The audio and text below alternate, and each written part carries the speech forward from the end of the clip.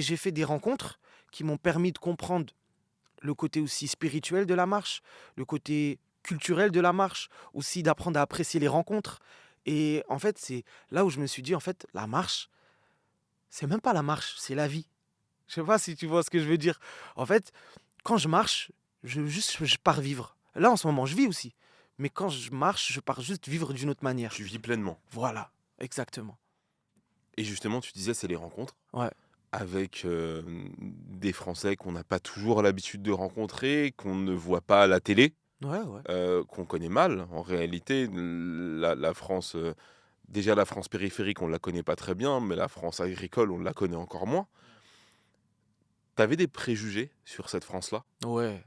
En vrai, j'en avais plein, mais sans savoir pourquoi. En fait, je me suis dit peut-être, bah, c'était en 2015, donc il y a 10 ans, je me suis dit: «Bon, peut-être en partant, de ma vie parisienne, je vais mal être accueilli ou les gens, ils vont me regarder bizarrement».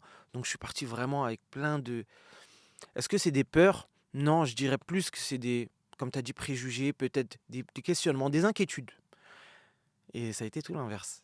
Ça a été tout l'inverse. Je me suis dit: «OK, en fait, faut même pas se mettre ces idées-là dans la tête». Et quand vraiment des mamies, des femmes seules, elles m'ont ouvert la porte de chez elles et elles avaient 100% confiance en moi. Et en fait, j'étais touché. J'étais vraiment touché. Et c'est ça qui m'a ouvert aux autres.